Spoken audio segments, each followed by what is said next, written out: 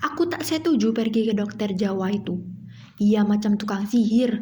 Lama-lama kita jadi so Jawa semua. Sudah kita ke Bapak Tibo saja. Jelas ia suku kita. Anak kau ini sudah mau lahir. Jangan so pikir Jawa atau Papua. Sekarang panggil itu dokter. Kau saja yang panggil. Kau kan yang mau melahirkan. Ini perbuatan kau juga. Masuk saja. Dini hari seperti ini tak baik berada di luar rumah. Hah? Apa? Ada yang mau melahirkan? Ya. Melahirkan memang suka tak kenal waktu. Ya bisa datang kapan saja. Seperti juga kematian. Kematian. Kenapa aku jadi melantur menyebut kematian? Selama 3 tahun aku di sini, puskesmas ini jadi saksi bahwa kematian dan kelahiran itu tidak pernah adil. Kau boleh ngotot mengatakan ada kelahiran pasti akan diimbangi oleh kematian. Begitukah? Hukum itu membuat jumlah manusia selalu sama, dan itu kunci eksis bangsa manusia sampai kini. Begitukah? Pendapat itu sudah harus dikoreksi sekarang. Di beberapa tempat, bahkan kelahiran jauh lebih banyak daripada kematian. Lihat saja kotamu sendiri. Makin hari permukiman menelan sawah-sawah para petani. Ruko-ruko merambah sampai hutan-hutan pinggiran kota. Itu tandanya kelahiran lebih banyak daripada kematian. Setujukah? Kau harus setuju. Kalau tidak, menolak ini tak akan aku lanjutkan. Kau harus tahu, di sini hukum keseimbangan itu tidak berlaku. Sebagai orang Jawa yang mewarisi ajaran harmoni dari para tetua, aku merasa dibenturkan pada kenyataan pahit yang berbeda dengan apa yang pernah diajarkan. Aku jadi saksi, setiap kesakitan di sini hampir selalu berakhir dengan kematian. Kau tahu, terkadang aku merasa gagal sebagai dokter. Seharusnya aku bisa menjadi pencegah kematian. Aku tahu aku bukan malaikat, tetapi kegagalan demi kegagalan membuatku ingin menanggalkan profesi ini. Kembali menjadi manusia biasa, sehingga tidak harus memikul beban profesi seberat ini. Kau sih enak, duduk-duduk saja menyaksikan aku bekerja keras berlatih menjadi dokter di daerah terpencil. Itu yang di belakang malah pakai ketawa. Kalau para juri sih pasti serius atau pura-pura serius supaya honornya cair. Tapi mungkin ini sudah takdirku, bisa tampil di depan publik nasional seperti ini. Jangan pula kamu memasak rasa iri ya.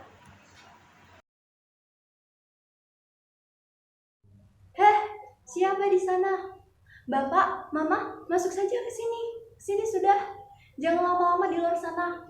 Ini puskesmas satu-satunya di sini. Aku tahu, aku bukan malaikat penyelamat, tetapi setidaknya bayi di dalam kandungan itu punya kesempatan untuk menghirup udara segar desa ini. Kalian berdua sudah tahu, bayi yang lahir di desa ini belum tentu selamat.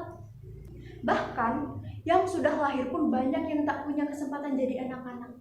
Itu anak Bapak Wanggai yang tinggal dekat dermaga tadi pagi meninggal. Si Sarce anak Bapak Koga yang dulu lucunya minta ampun sewaktu lahir, 2 hari lalu juga meninggal. Kau tahu, sejak semingguan lalu sudah ada 61 anak meninggal di desa ini. Kau pasti sudah dengar, kabar buruk ini sudah viral di media sosial. Sebelumnya juga dimuat bertubi-tubi di koran. Katanya, Bapak Presiden sudah tetapkan ini sebagai kasus gizi buruk terburuk sepanjang sejarah modern bangsa ini. Kalau aku boleh cerita? Boleh nggak cerita? Boleh ya. Gini, tapi kau harus janji, jangan viralkan ini di medsos ya. Semua janji? Bagus sudah. Begitu, sesama rakyat harus saling menjaga ya, apapun suku dan agamanya. Dulu, ada kasus di desa ini kehabisan beras. Asal kau tahu saja, kita ambil beras dari kota kabupaten pakai perahu. Itu makan waktu 2 hari. Pas waktu itu, perahu pembawa beras katanya pecah setelah tabrak batang kayu di sungai. Orang-orangnya habis dimakan buaya, dan beras hanyut ke sungai. Hampir selama 3 bulan, di desa tidak ada sama sekali beras. Anehnya, warga beramai-ramai datang ke puskesmas. Mereka tudung aku sebagai dalang dari semua ini. Aku ingat, Bapak Tibo sebagai kepala suku bicara paling keras. Dia bilang begini, kami ini cuma orang primitif, jangan kau permainkan kami. Kami juga ingin makan beras seperti orang-orang di Jawa. Kami juga ingin modern seperti kau. Tolong kau bawa beras untuk kami. Ketika aku mencoba untuk bicara, Bapak Tibo cepat-cepat memerintahkanku untuk diam. Kau minta saja presiden utus orang-orang Jawa supaya cepat kirim itu beres. Kami ini bukan cuma lapar tapi juga ingin maju toh. Bapak Koga yang dari tadi di belakang maju ke depan. Kulitnya yang hitam gosong seperti terbakar. Orang-orang warga desa ini memang masih jarang yang pakai baju. Beliau berbicara. Saya mau bicara. Maaf Bapak Tibo, Dokter Rahayu ini cuma mau bantu kita orang yang sudah lama sakit-sakitan. Dokter ini juga sudah bantu lahirkan kita punya anak-anak. Semua sukarela, tak pernah minta ongkos. Jadi dia tidak punya urusan dengan beras. Bapak Tibo memotong. Bagaimana bisa kau bilang begitu, Koga? Dulu ada niat baik dari orang Jawa yang kirim kita beras. Sekarang kita semua sudah makan beras supaya sehat dan modern. Karena dokter ini dikirim dari Jawa, pasti juga bisa bawa beras. Tidak, Bapak Tibo. Aku memberanikan diri untuk mulai bicara. Saya dikirim dari Jawa untuk bantu kesehatan warga. Walau terbatas, saya cuma punya obat-obatan. Mari kita pikirkan bersama mengatasi ketiadaan beras. Saya ada punya usul. Bagaimana kalau sementara kita kembali makan sagu? Kata Bapak Tibo, mana pula bisa begitu kau bicara? Zaman presiden dulu ada bilang kalau orang Papua mau modern harus makan itu beras. Makan itu sagu hanya perpanjang penderitaan. Kami tak mau lagi makan sagu. Sagu berarti penderitaan. Karena kami juga ingin modern toh. Sekarang coba kau pikirkan supaya kami dapat beras. Kau pasti berpikir, orang-orang di sini kaku dan keras kepala kan? Selama di sini aku justru banyak belajar bagaimana mereka berpikir dan mengambil keputusan. Mereka selalu berpikir lurus, konsisten, dan teguh pegang janji. Ini yang justru harus aku manfaatkan dengan baik. Tidak seperti kau yang suka mencela-mencela. Sekarang pilih ini, besok pilih itu. Tergantung siapa yang kasih rezeki. Bapak Tibo, begini, kataku kepada kepala suku itu. Saya boleh tanya? Dia mengangguk. Bapak Tibo dulu dilahirkan mama setelah kerjasama dengan ada papa, bukan? Walau ia tampak bingung, tapi wajahnya jadi lucu ketika ia bilang, untuk apa kau tanya-tanya itu? Tanpa mereka mana bisa kita ini ada? Begitu kah? Waktu mama dan bapak kerjasama, mereka ada makan apa toh? Kulihat mukanya bertambah lucu. Setelah celingkukan seolah melihat warga lain, ia bilang, so pasti makan sagu. Aku tahu, dia mulai terjerat. Langsung saja aku tarik jerat agar mudah memelintir lehernya. Set, set. Ketika lehernya cukup dekat, aku katakan kepada dia, nah, bapak dan mama saja makan sagu. Kenapa kita orang tidak? Dia mencoba menjawab dengan memelas. Orang Jawa so bilang, kalau kau berhenti makan itu sagu dan mulai makan beras, kau pasti modern. Tidak lagi disebut primitif. Kami di sini semua ingin jadi orang modern toh. Lalu aku berkata, Bapak Tibo, jadi modern tak harus makan itu beras. Orang Belanda tak makan beras tapi makan roti dari gandum. Karena gandum hidup di tanah Belanda. Nah, kalau di tanah Papua, ini tumbuh sagu. Kenapa kita tidak makan sagu saja? Kita bisa olah sagu jadi roti. Begitu kah? Lalu ada orang yang tiba-tiba bicara. Mana pula bisa begitu? Aku sungguh ingat. Dialah lelaki yang datang ke puskesmas malam-malam membawa seseorang yang terluka. Ia menggendongnya. Katanya, dokter, jangan banyak bicara, obati saja dia. Aku meminta kepadanya membaringkan lelaki yang luka itu di sini, di bangku ini. Aku lihat darah mengucur dari dada kirinya. Lukanya cukup parah. Aku tahu ini luka tembak, ada peluru bersarang di tubuhnya. Aku bilang, Bapak, dia harus operasi. Saya tidak punya alat. Jadi Bapak harus bawa dia ke rumah sakit kabupaten. Saya sudah bilang, kau obati saja, jangan banyak tanya, apalagi kasih itu perintah. Ketika mengatakan itu, dia mulai mengacungkan sebuah senjata. Aku sedikit gugup, tapi coba ku sembunyikan dengan memasang muka serius seperti dokter pada umumnya. Aku pun berkata, kalau Bapak tunjuk itu senjata kepada saya tidak bisa bekerja. Bapak duduk sudah di sana. Saya akan keluarkan itu peluru dengan pisau kurang steril. Maukah? Spontan dia jawab, itu terserah. Kau dokternya, sudah saya bilang kan jangan banyak tanya. Untungnya, pelurunya tidak terlalu dalam masuk ke dalam dada lelaki itu. Meski begitu, aku tetap membiusnya. Dengan menggunakan pisau bedah seadanya, aku berhasil mengeluarkan peluru. Ketika mencuci tangan dalam ember di halaman, lelaki itu mengejar. Jangan dokter, kasih mati itu teman. Kenapa dia tidak bergerak? Saya bisa kasih mati juga, kata dokter. Tolong hidupkan lagi. Senjatanya kembali ia todongkan kepadaku. Kali ini aku sudah benar-benar menguasai keadaan. Ku katakan, Bapak tidak banyak gunanya bertempur di gunung-gunung. Mari sini bergabung bersama saya orang kampung. Kita sama-sama hidup bersama orang kampung, sama republik. Bertempur sama tentara cuma akan hasilkan kematian. Tetapi tanpa kuduga, senjatanya ia simpan ke dalam tas nokennya. Kulihat temannya mulai sadar, ia kembali menggendong temannya dan pergi menghilang ke dalam kegelapan malam. Aku lanjutkan lagi ya ceritaku dengan orang yang datang malam-malam itu. Oh, ada setuju kah? Setuju ya. Lalu dia bilang begini, sagu kami sudah habis dimakan tentara, apa yang bisa diolah jadi roti? Lalu aku bilang, bagaimana kalau besok pagi kita sama-sama pergi ke hutan cari sagu dan kita olah jadi roti? Bagaimana Bapak Tibo? Bapak setuju kah? Dan kami memang kemudian sama-sama ke hutan.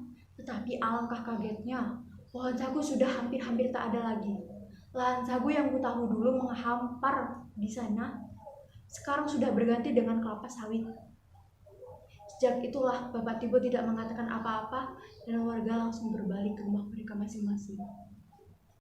Dan sejak itu pula sikapnya mulai mengeras. Ia tetap ngotot ingin makan beras. Dan pemerintah di Jawa harusnya bertanggung jawab pada keadaan di sini. Seluruh tragedi kekurangan gizi di sini itu karena pemerintah di Jawa telah mengganti sagu dengan beras. Padahal beras tidak pernah ditanam di sini, sehingga harus selalu didatangkan dari luar pulau. Apa? Mau melahirkan? Kenapa tidak langsung masuk saja ke puskesmas? Mari, Bapak, Mama, setiap kelahiran apapun keadaannya harus diberi kesempatan untuk hidup. Hidup? Dari situlah terus terang aku merasa gagal sebagai dokter yang dikirim jauh-jauh dari tanah Jawa sampai ke pedalaman Papua. Di sini, di tengah-tengah kekayaan alam yang berlimpah, mengapa tragedi gizi buruk itu bisa terjadi? Sungguh tak bisa kunalar dengan logika kepala. Sudah kucoba menjadikan kematian demi kematian sebagai energi untuk bertahan. Tetapi, bukankah kematian benar-benar yang harus kutangisi? Hidup menderita di tengah kelimpahan berkah itulah yang jadi soal sekarang. Bagaimana mungkin di surga terjadi kelaparan? Sampai suatu hari, seorang transmigran asal Bali yang tinggal tak jauh dari desa sini menyentak hidupku. Ia kebetulan kemari untuk berobat, karena di desanya belum ada puskesmas. Ia cuma bilang, hidup itu harus menanam, tak bisa langsung memetik hasil. Kalimat ini begitu sederhana, tetapi membuatku berpikir sepanjang malam. Warga di sini dulu memang sebagian hidup dari menangkap ikan di sungai, sebagian lagi mencari sagu untuk dijual. Tetapi setelah sungai tercemar karena limbah sawit dan pohon sagu menyusut karena pembukaan perkebunan, kehidupan warga benar-benar morat-marit. Dengan sedih harus kuceritakan kepadamu, anak-anak cuma disuguhi batok dan sabut kelapa muda. Para orang tua cuma makan buah nipah yang banyak tumbuh di rawa-rawa. Itu pun kalau masih ada. Itulah seperti yang sudah kau baca kemudian di koran-koran dan viral di media sosial. Desa ini dilanda bencana gizi buruk. Aku merasa harus bertanggung jawab atas kejadian ini. Rencana semula ingin pulang ke Jawa tahun ini untuk menjenguk ibuku yang sudah uzur, aku batalkan. Aku merasa harus di sini bersama-sama warga melalui segala kesulitan. Kebersamaan jauh lebih dibutuhkan dalam kesengsaraan hidup. Aku tahu Bapak Tibo tidak pernah sepaham denganku. Tetapi di ujung penderitaan, hanya kebersamaan yang bisa menyelamatkan hidup kita. Dokter Rahayu, katanya suatu hari, masih untung kami punya dokter. Beras tidak penting lagi karena kami bisa hidup dari apa saja. Ini kami ada bawa hipere, kami tahu dokter juga sudah lama tidak makan beras. Silakan dokter, kata dia. Aku kaget bukan main. Ia bawakan aku segenggam ubi. Ini makanan paling mewah di saat-saat seperti ini. Belum sempat aku tanyakan dari mana ia peroleh hipere itu, Bapak Tibo berkata lagi. Nanti malam kami ada gelar bakar batu. Kami undang dokter ke desa. Setelah itu, Bapak Tibo pergi begitu saja. Aku berdiri terpaku di halaman puskesmas. Aku tidak menyangka sama sekali kepala suku itu ternyata menyimpan begitu banyak kebaikan. Tradisi bakar batu biasanya digelar sebagai ucapan rasa syukur dan menyambung tali silaturahmi antar warga. Berarti ada hal yang istimewa yang sudah terjadi. Tenang dokter, kami tahu dokter orang muslim, jadi kami tidak pakai itu babi. Kami cuma bakar daun dan hiperi, kata Bapak Tibo waktu ia menyambutku di gerbang. Aku pun bertanya kepada Bapak Tibo, Bapak, jika boleh tahu, dari mana seluruh hiperi yang dibakar bakar batu? Bapak Tibo hanya tersenyum, ia tak segera menjawab. Pria berbadan kekar walau usianya sudah di atas 60 tahun itu cepat-cepat menuntunku ke dalam kerumunan warga. Di tengah-tengah kampung, warga membuat lingkaran mengelilingi api. Mereka sedang membakar batu-batu sebesar genggaman orang dewasa. Kau pasti tidak tahu peristiwa upacara bakar batu, kan? Kalau belum tahu juga, sekarang mudah. Silakan klik situs pencari di internet. Silakan baca ya. Di antara kerumunan warga lokal yang malam itu tanpa baju, tiba-tiba aku menangkap sosok-sosok berbeda. Seseorang di antaranya aku kenali sebagai transmigran asal Bali. Dia yang dulu pernah berobat ke puskesmas. Dia ditemani oleh 5 orang lainnya. Mungkin sesama warga transmigran. Silakan dokter, saya kenalkan ini orang yang kasih kita selamat dari kelaparan, kata Bapak Tibo. Setelah aku memberi salam kepada para transmigran dan para pemuka suku pedalaman, aku bertanya, jadi Bapak yang sudah membawa hiperi ke kampung ini? Seseorang yang berpakaian seperti kepala suku cuma menjawab, kami menanam ini semua di tanah Papua, tentu untuk orang Indonesia, katanya. Nah, sekarang silahkan saudara-saudara maknai sendiri kata-kata kepala suku dari pedalaman itu. Aku mohon permisi dulu ya, ada pasien yang menunggu di luar halaman. Bapak, Mama, mari masuk ke sini sudah. Puskesmas ini terbuka untuk siapa saja. Tak perlu takut sama dokter Jawa. Kita semua bersaudara toh.